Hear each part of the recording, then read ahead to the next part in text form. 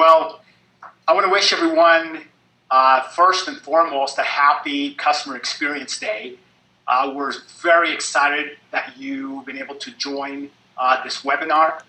And I'm very excited also to moderate this panel of customer experience experts. My name is Flavio Martins. I'll be moderating the panel today. I'm the Vice President of Operations at Digicert, Inc. And with us today, our panelists are Claudia Vale. She is the Manager of Customer Experience at John Deere. We also have Rodrigo Tavares, the Director of Customer Experience at Mercado Livre, and also Luciano Paz, who's the Director of Customer Experience at Vale. So today, to begin, just a brief introduction. I think there's lots of different ways that we begin, or at least we begin the process of managing customer experience formally. And when we start adding in sophistication and a deeper level of understanding, as far as customer experience management goes, I think really can often be best described as an adventure. This entire process of learning and implementing into practice. And then just like any initiative that we often undertake, challenges are always going to be inevitable. They're going to happen, and we just have to work through them, work through the obstacles. But by carefully thinking about what ultimately really fits your customer's true needs, you can begin to develop and build a successful plan for customer experience management. So in this panel, we're going to cover two main specific topics. First of all, we're going to talk about, with our panelists, getting from their point of view, how do you start out, how do you begin a customer experience initiative? And then the second topic we'll discuss is how do we energize CX initiatives, customer experience initiatives within our organizations. So let's go ahead and begin. We'll talk a little bit, first of all, about starting CX initiatives. And I wanted to find out from our panel, specifically, what prompted you to get into a customer experience management program? Was there something in your background that introduced you to that? Like, what got you started? Rodrigo, can we start with you on your undertakings? Hi everybody, happy CX Day. It's a pleasure to be here. Answer your question. I think that's the first thing that prompted me. It's you said well. It's an adventure, and it's in fact is a culture challenge. I think to face the culture or the product-oriented culture in a company, or in our case, we are a marketplace, Mercado Livre, in Latin America. The IT approach that is focusing only on the platform. So to change this mindset and to face the cultural transformation, I think it's the first thing that prompted me. Starting to changing or moving from hearing customers to listen to the customers. It's different. Hearing customers, it's easy, but listen, understanding the needs, and starting to improve the transformations and the changes is the main difficulty. And we have, in our case, a huge support from our CEO. I think that this fact helped us a lot to accelerate the process. Let me ask you, Claudia. Let's move to you. Tell us about what was your approach? How did you get started? What sparked that process for you? Yes, first of all, thanks a lot, CXPA, for this opportunity. As some of you know, John Deere is an agricultural machine manufacturer, and we have a huge dealer network, and our power is on the dealer network. So when we decided to start working with a CX program, we got to conclude that the most experience we deliver to our customers came from our dealer network. So to deliver a consistent experience with our brand and a consistent experience that our customer deserve, was responsible for us to drive our decision to start a CX program with our dealer network. How about you, Luciano? What prompted beginning this type of program for you? Okay, Flavio, thank you. Thanks for being here today. My team is responsible for the voice of the customer culture here at Oi, and we launched this program about 4 years ago as soon as I arrived here from another telecom company. We used to have lots of information, but we didn't use it all. So we decided to gather the information and try to understand the customer and give support to other areas in the company to launch new products and services, and also to reduce the volume of calls and attrition that we have with the customers.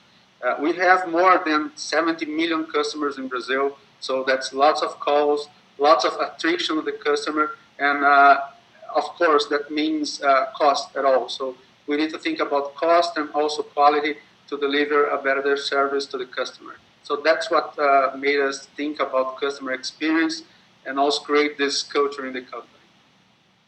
Thank you. So, Luciano, you bring up the point of addressing costs, and let me shift gears a little bit and ask you: was cost ever an obstacle?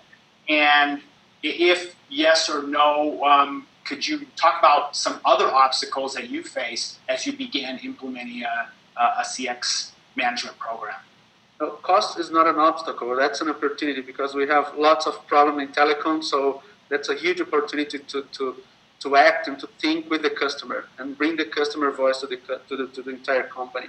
I think that the main obstacle that we faced was to gather all the stakeholders and bring them together with us. That was the first thing.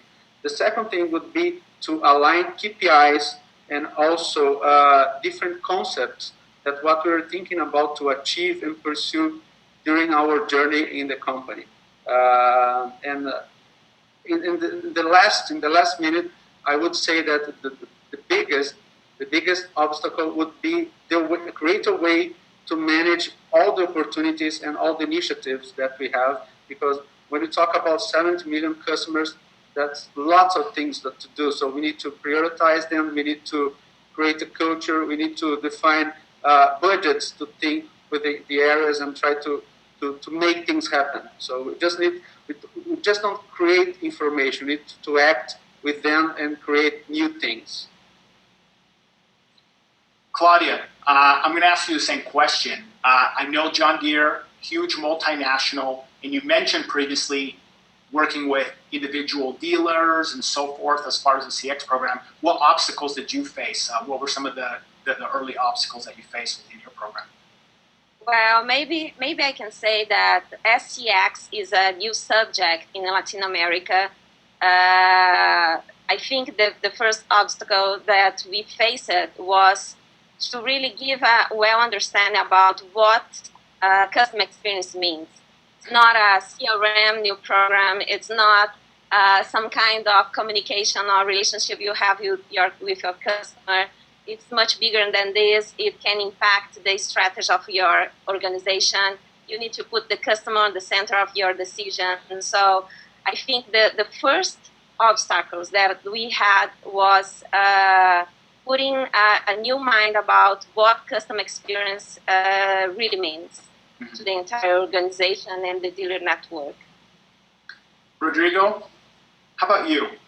Early obstacles that you faced in implementing your program? Well, I think Luciano and Claudia mentioned hot topics about obstacles, and but I think I would like to mention again the topic Luciano said about prioritizing things, because when we start after defining what is customer experience, okay, Claudia said, but okay, we start to gather the information and the opportunities to prioritize, because there are plenty of opportunities. We decided to do it prioritizing the voice of customer, listen in the customer care department.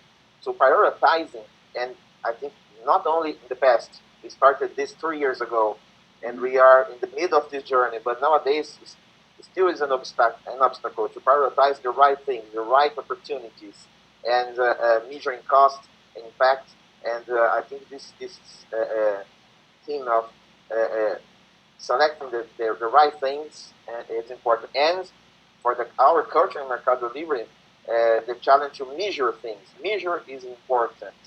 Measure the result and impact. And we, 3, 4, 5 years ago, we were not used to measure things, and we have to start measuring the impact. You mentioned measuring. What are some, at least, what were some of the first key things that you wanted to begin to measure as far as determining success that you could report on with you from your program? What were some of those ways that you measure success? Well, our key metric, and not the only one, but our key metric is our NPS. We start to implement the methodology in 2012, and we start to monitor this metric, the voice of the customer, and measuring NPS in our customer care department, and to really measure the impact of the improvements. That is, it's not only a fact of listening to customers and they are satisfied and recommending.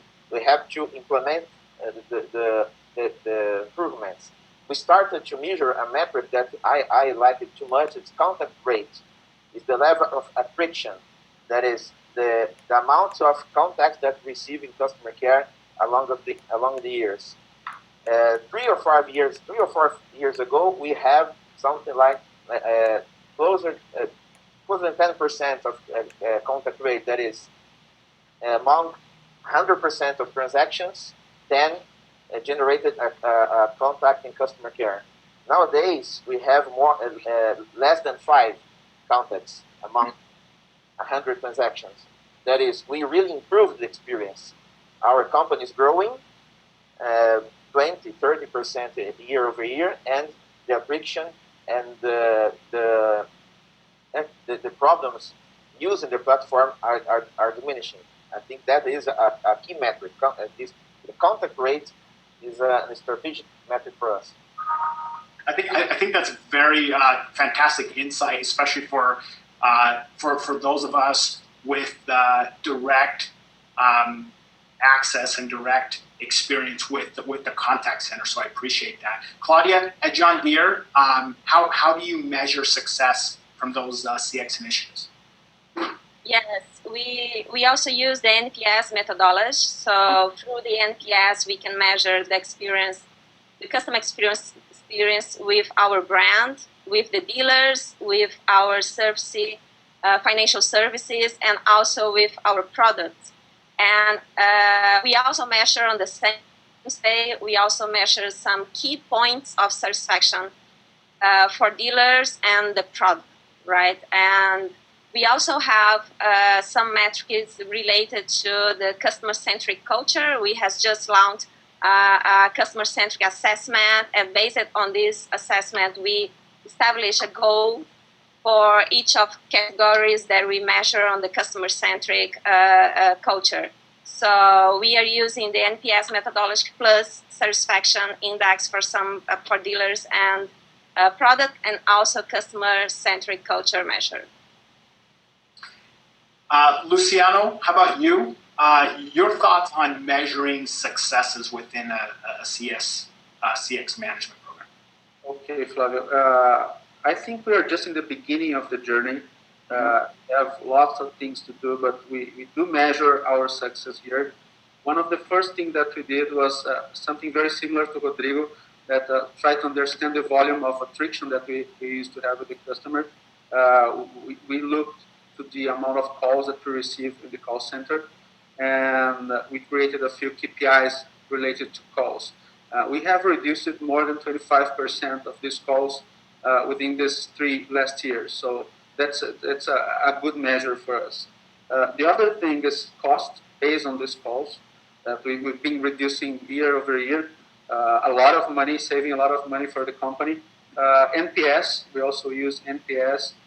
We have 4 different products, so we measure for each product different ways. And at the end, we also use information from our regulatory agencies. We have an hotel here in Brazil where the customers can complain directly to the agency here. And 4 years ago, Oi used to be one of the worst companies when you look to the mobile product. At this point, we are in the same level from the other competitors. So we are back on the game. So that's a good measure for us. We are evolving as a company and as a product. That's a very good point of success for us. Thank you. I have a few more questions I want to keep asking. I just want to just make a general announcement for everyone attending here, this specific panel in the webinar. Please feel free to ask your own questions as well. We'll try to make some time at the end for a general Q&A from everybody else. But let me sneak in a little bit of a personal question here. I'm originally from Brazil, Latin America, I think like most of you. Currently, I live in North America, in the United States. My question specifically is, do you feel that there's a little bit of a different approach in terms of CX and CX management in an organization internationally versus, from our colleagues who are approaching from a North American point of view? Let's start with Luciano. Let me ask you. Do you think there's a difference there? Yeah, I think that each company has a different point of view and a different way to see what customer experience means and what to do in the company. We can go from a very quantitative way, like looking through KPIs, or you can go to a qualitative approach, looking only to process or looking to customer perspective and try to change soft things. But I understand there's several ways to build this customer relationship, and at the end, everybody's trying to do what is best for the customer and create a new culture for the customer. In some way, in Brazil, we have our code that supports the customer, and that's a very good thing. And also the agencies that try to give support to the customer. I can talk about telecom. There are others for different utilities in Brazil, but in US you have different ways to look for the customer and solve things better. So I think that's just different approach. I don't know if I answered your question, Flavio. Yeah, absolutely. I want to ask you, Claudia or Rodrigo, do you have any thoughts on if the international, from an international standpoint, does culture affect the CX program? Maybe what we should have is an outside-in thinking or an outside think perspective, because it depends on the customer. It's from the customer to us. So if we have some region, depends on the region. If we have some customer that demands a different thing from your brand compared to some other region, you need to attend it, right? So it's more from the customer to us compared to the company to the customer, right? Of course, we have a CX strategy spread over all region, but we need to look to the customer. What is the customer perspective? So if it's different, probably the solutions or the actions will be different as well. Mm-hmm. I think that adding some points, I think that more than different approaches from different cultures, I think it changes from industry to industry. Talking about my industry, e-commerce, it's a teenager. We have 20 years in internet e-commerce. Mercado Livre has 16 years old. We are making history in the internet. So it's difficult to implement and structure things in a non-structured industry. So this is a key challenge for us.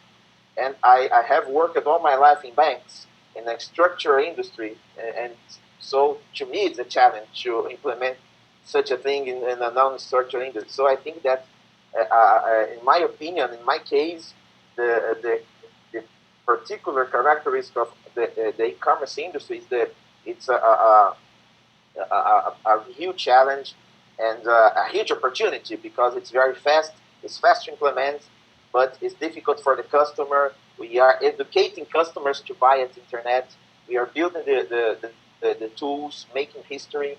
So I think that we have a difference among cultures, between cultures, but I think that between industries, there are different challenges, different issues to manage. So this is a question that's coming from one of our specific attendees, and I think your level of expertise, I think, is a perfect fit. So Ricardo asks, do you find internal resistance from management team members? This may be at the top of the executive level, or maybe sometimes it's resistance from mid-level managers at cross departments.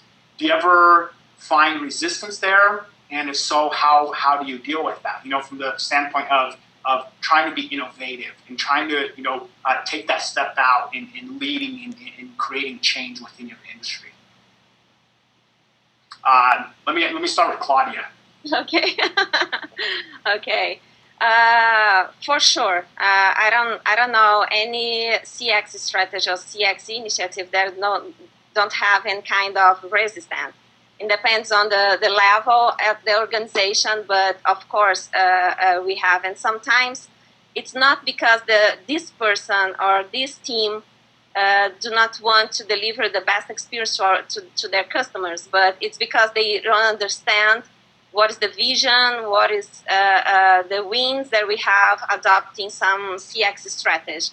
So of course, but one thing that I can say is that if you start your strategy from the top, everything will run much better than any initiative. So it starts from the top, understand and make sure that you have their engagement, and all initiatives will run well. How about you, Luciano? Coming from a telecom experience, it's you're talking to huge organizations, lots of divisions and departments. Yeah, into that challenge. Yeah, of course, there's lots of resistance, and as an organization, it's built of people, and people is full of resistance all the time.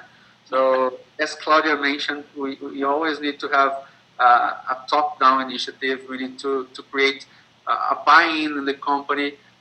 For example, here at OE, we decided to create incentives for the people.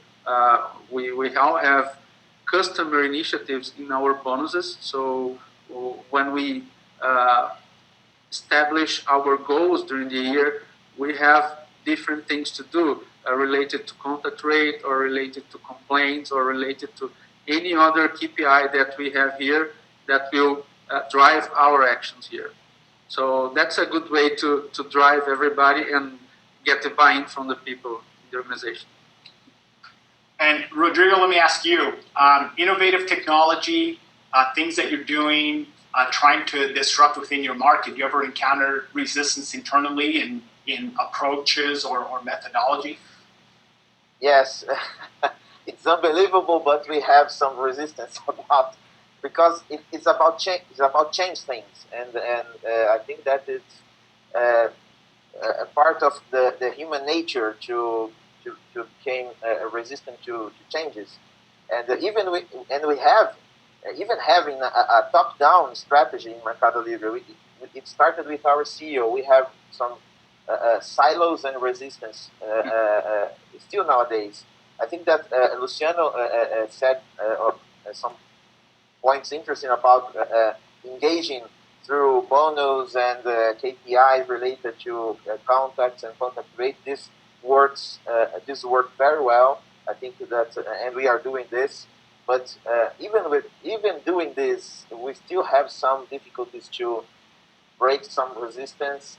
And I think that we are winning the game, looking to results and measuring. And I think that, and we are really improving, evolving. Luciano said this topic also, and I think that constantly proving that we are evolving.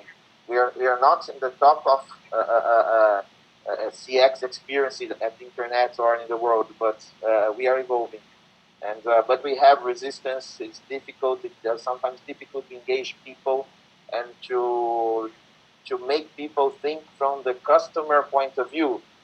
That is the product, the platform, the service is good for whom? For you, not. It's important to be good for the customer.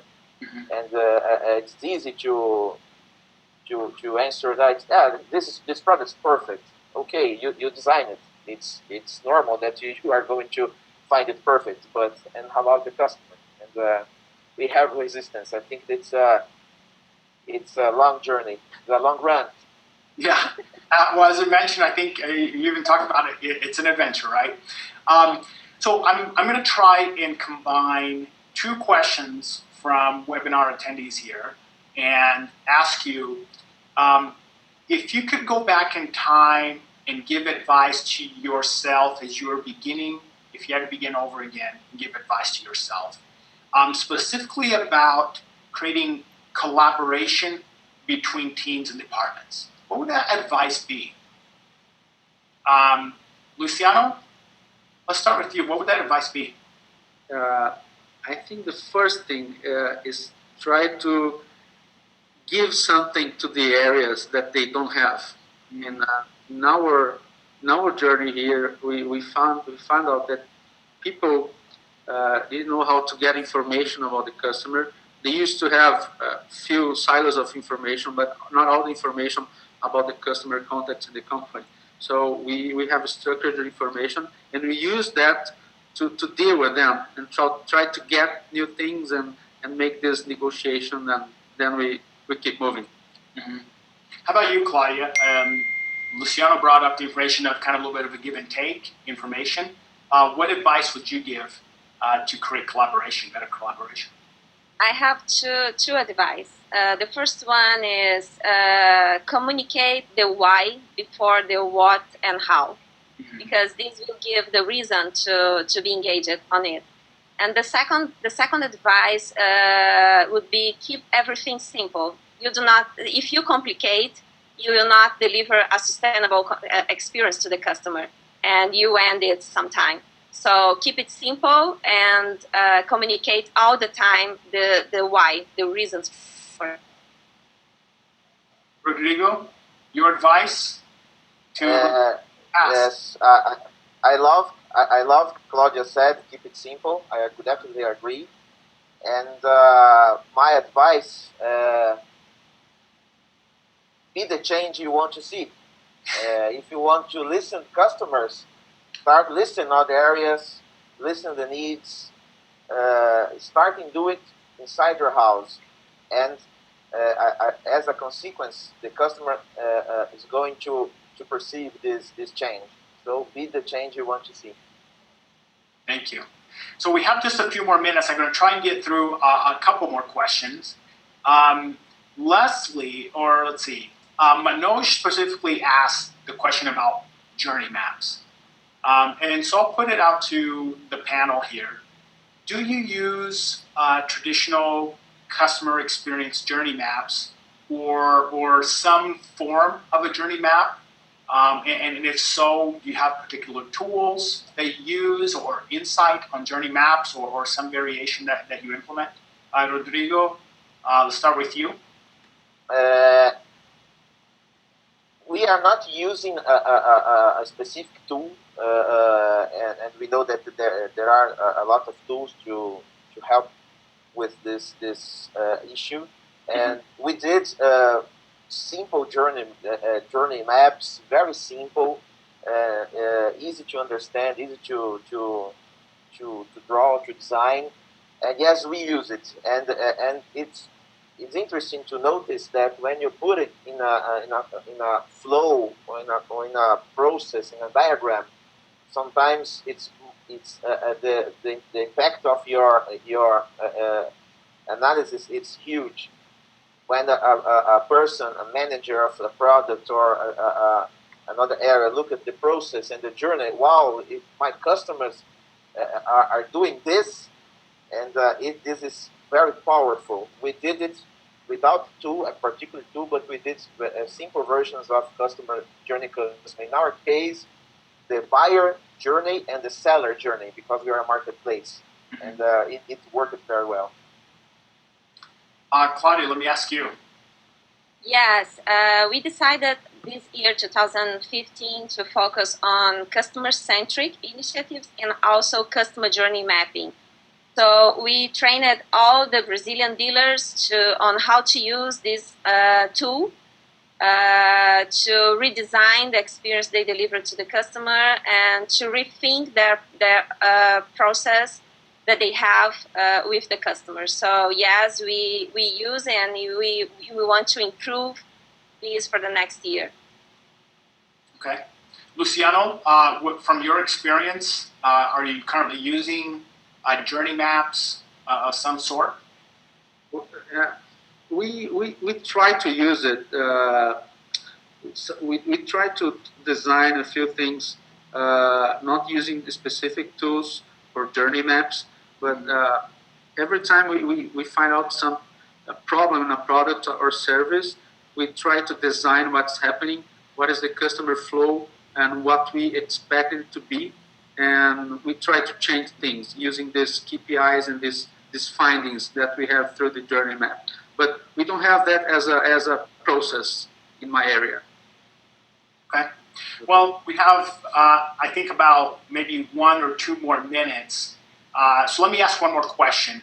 Specifically, is what has surprised you the most so far, and then also where do you see kind of the future of CX going within the next 12 months? Luciano, let me ask you. What surprised you, and where do you see CX going? Yeah, I don't know if you all know the saying, that's a popular saying that says the difference between if tomato is a fruit or a vegetable. Know that, Flavio? Yes. Actually, tomato is a fruit, and that brings me the definition between wisdom and knowledge. Mm-hmm. Knowing that tomato is a fruit, that's knowledge, and not using the tomato in the fruit salad is wisdom. Okay, so what I want to say here is that we have lots of information, and we need to understand and know what to do with this information. So if you don't do that, if we don't work on that, we cannot get anywhere. So what surprised me the most is that our company used to have lots and lots of information and didn't know how to gather that and use this powerful tool to create new value for the customer. How about you, Claudia? Yes, the first thing is that the simple things brings the best experience to our customers, and the second one is that every time, sometimes you want to deliver the best experience to your customer, but you not empower your people to deliver it.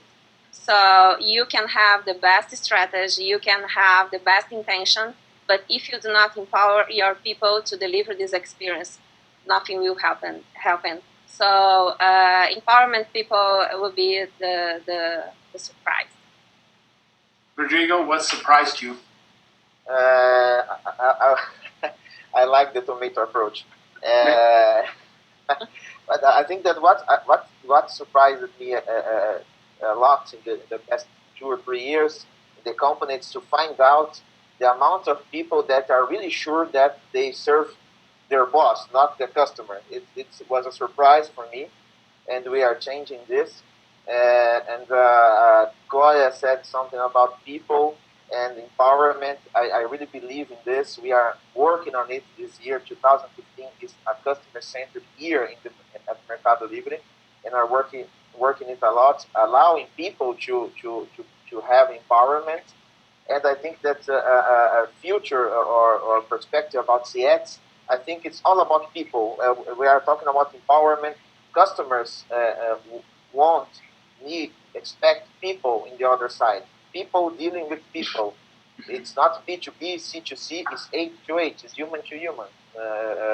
That's it. It's all about people. Thank you. I think we're about out of time, so I wanted to just personally thank you again for participating here in our panel today. I think it's been really fantastic for us to be able to learn from your experience. 3 great CX practitioners here coming from different organizations, and hopefully I think the rest of the attendees here were able to get a little bit of an insight into the process of launching a CX initiative, some of the things to anticipate, some of the challenges that we could face, but also some little little nuggets of wisdom as we've come to know the difference between or the wisdom not to use tomato in a fruit salad in terms of our customer experience management approach. So thank you again, and I want to thank the team at CXPA